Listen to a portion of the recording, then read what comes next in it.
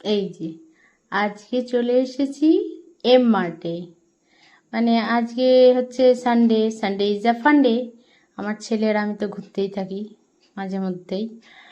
তো আজকে চলে এসেছি, মানে ও বল কিনবে বলে চলে এসেছি। মানে ওর ক্রিকেটের ভীষণ শখ, আমার ছেলের ক্রিকেট ভীষণ পছন্দ করে। আর আমি একটু যেখানে আয়না থাকে সেখানে একটু নিজের মুখটা দেখে নিই, এটাই হচ্ছে ব্যাপার। তো বল কেনা হয়ে গেছে, এখনও বিরক্ত করছে যে এখন বাড়ি চলো বাড়ি চলো, মানে খেতে যাব। তাও দু একটা ছবিও তুললাম, ভিডিও করলাম, ওর কাপড় নিলাম। ও কাপড় নিতে একদম পছন্দ করে না। যাক, চলে আসলাম ওখান থেকে পিৎজা কাস্টেলে। মানে আমি তো আগেই বলেছি আমার ছেলে খেতে ভীষণ ভালোবাসে।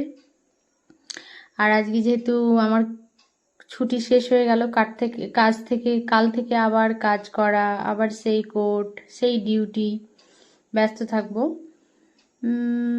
সেই জন্য যে আমার ছেলে সবসময় মুখ বানাতে থাকে। আমার মা, আমি আর আমার ছেলে তিনজনে মিলে পিৎজা কাস্টেলে চলে এসেছি। এবার ও হচ্ছে জেদ ধরেছে বার্গার খাবে। আমি ভাবলাম যে অন্য কিছু খাবো, তাহলে একসাথে হয়ে যাবে। না, এই যে টান টানান বার্গার চলে এসছে। এবার বার্গার কয়েকটা ছবি তোলা হয়ে গেল। এই যে তার সাথে আবার মকটেলও খাবে ও। মকটেল ভীষণ পছন্দ ওর, আমার বেটার। আমার মা তো বার্গার খাবে না, ওই মকটেলটা একটু খেলো, টেস্ট করলো, দু একটা ছবি তুলে নিলাম। আমি আর ছেলে তো সবসময় ফান করতেই থাকি, পড়াশোনাও থাকে তার মাঝে, ফাঁকে ফাঁকে এগুলোও থাকে।